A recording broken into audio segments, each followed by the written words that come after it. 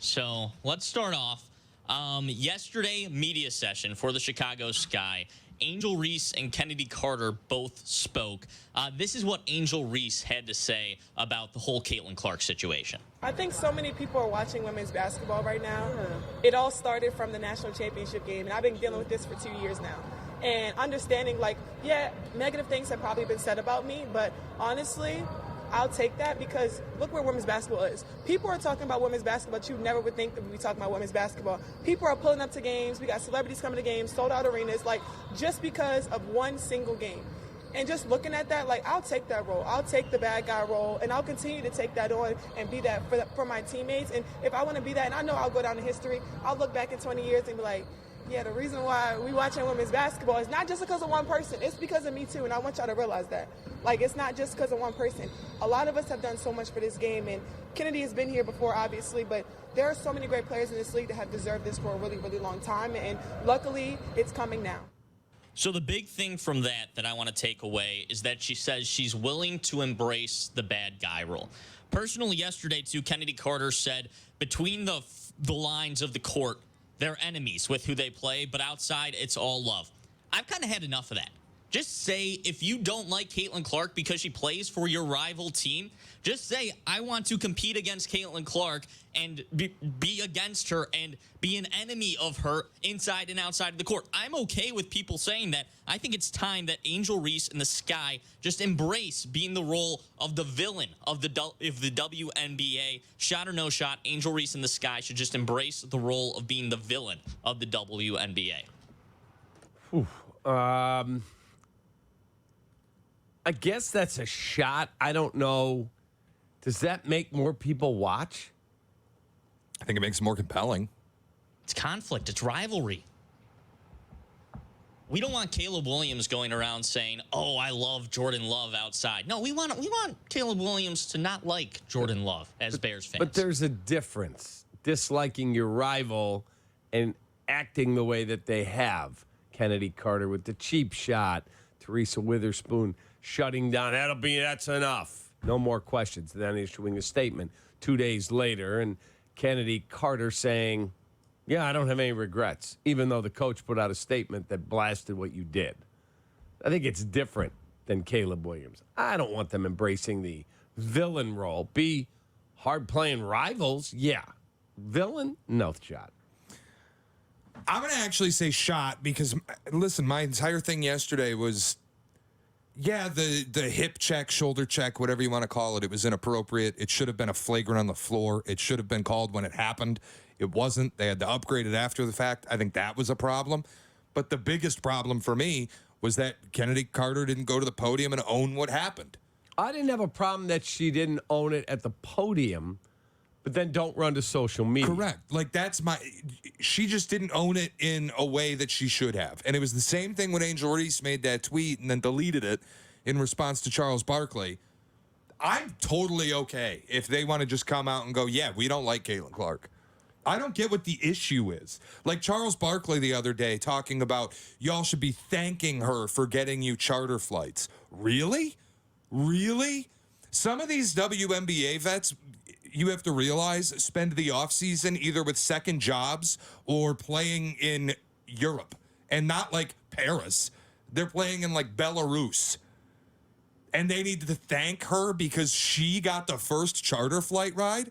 Or because she got the first shoe without deal? her, there is no disagreement. Charters. No disagreement. Like what Caitlin Clark's done for the game is great. She's brought the charter flights. She's got the shoe deal, and hopefully it grows and everybody gets those opportunities. They should be appreciative of what she's brought. It's ridiculous, this idea they have to genuflect to her. No one's saying that. Charles isn't saying that. He said, foul her clean, hard, tough. Understand what she's brought to the league. If she wasn't in the league, people are not watching like they are. That's a fact. Dude, but some of these people are talking like you should worship her. No. I don't think anyone's saying that. I heard my guy Canty this morning, Chris Canty, on Unsportsmanlike. Canty came out and said, I got no problem if she's going to the basket and you hammer her. The dirty shot, calling her a bitch. Come on. What are we doing here? That was garbage. And yes, they should be appreciative of everything she's brought. everything. But she gets the first flight. Like, here's what McAfee... Every team is getting charters. Yes, but who got the first one? Who cares?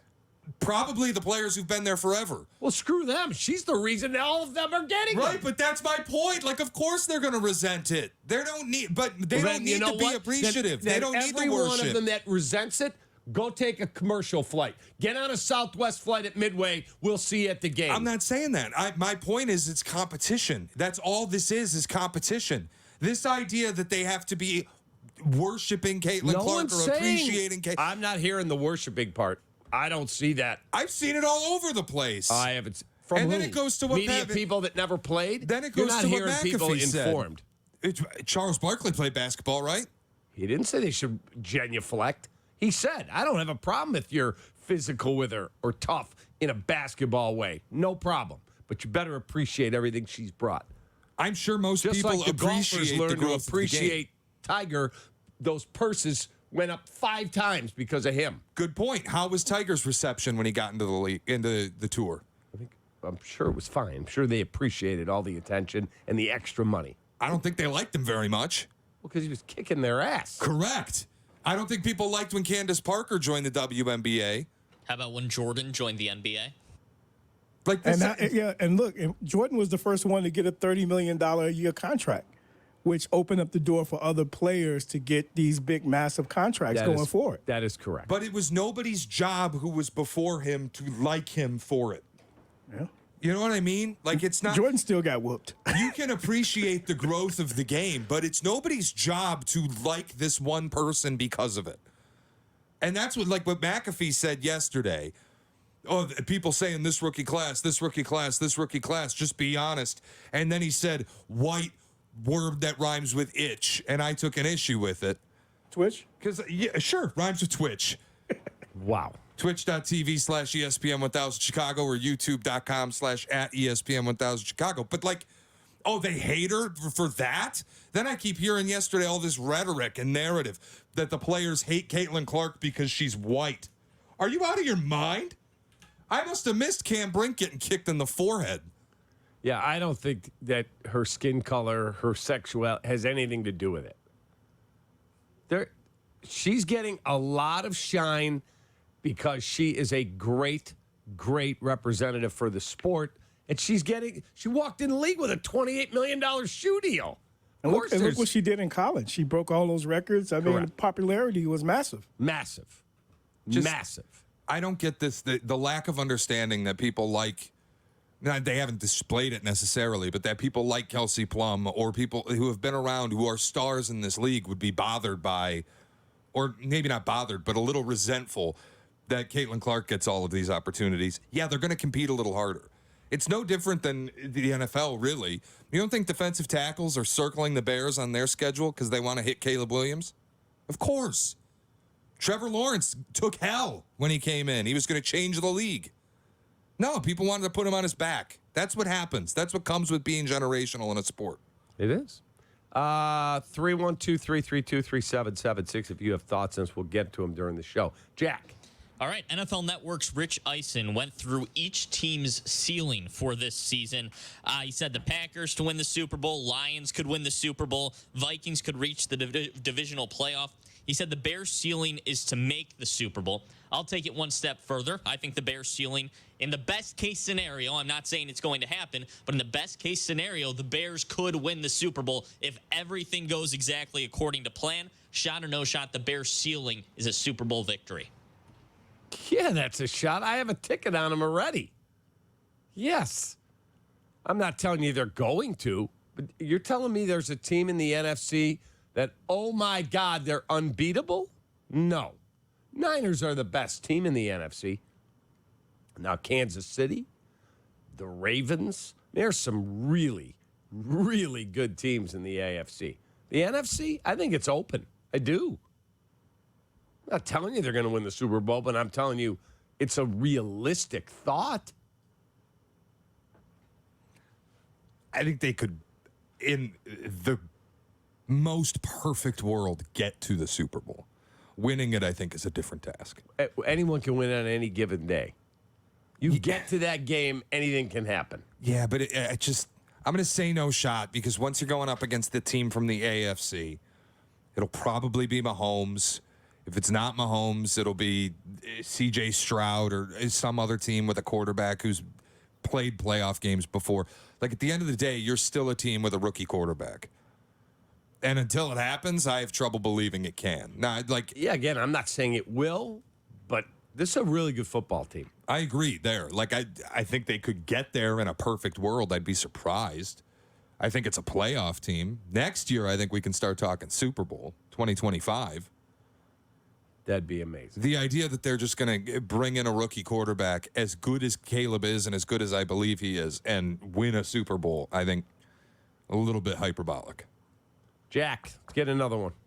All right, one more. So Jeff Passan just released an article stating where each team could be at the trade deadline. He listed the Cubs as tweeners, is what he called them. Could sell at the deadline, could buy at the deadline. Realistically, shot or no shot, the Cubs could be sellers at the trade deadline this year. Well, first of all, who are they selling? Like, Passan lists Ian Happ as possibly offloading his salary. Okay, he has a no trade. He has a no trade clause. Can't trade him. He has a full no trade clause. Who else are they selling that's going to get them people back? Says Nearest, maybe. Okay, you're not getting a lot for 2 months of Hector Tyone. Nearest. Okay, you're trading Jamison Tyone, who has 2 more years left at, what, $16 million a year? Bellinger is 2 player 17 options. million? Could you trade Bellinger? I mean, what are you getting for those guys? I mean, and then you're totally not trying to compete next year? I don't see it. Now, if you tell me they're 25 games under, well, then all bets are off. Other than Ian Happ, again, has a no trade. You're not trading Imanaga. You're not trading Justin Steele. I would doubt you're going to trade Jamison Tyone if he's pitching well. I don't see a scenario where they're sellers. They may not add on, but I don't see where they're major sellers. I don't see it. I'm going to go no shot also. Like, they already have, what, a top 3 farm system in baseball, if not the best farm system in baseball. Yeah, I think what are you Baltimore's adding on one. to it? I think you have top 3 probably is fair. And the other thing that fits into the calculus for me is, I know people laugh at this, but it is a real thing. Mm-hmm. There is no appetite among this fan base for this team to be sellers at the deadline again. There's just no appetite. And if it doesn't work this year, I have trouble believing Jed Hoyer could have another sell-off and still be the president of this baseball team. It's a leap in logic for me that I'm not ready to meet. Yeah, if he has to blow this thing up, I think that's his job. probably right. So I can't imagine they're going to sell this year because they're not going to fire Jed in season.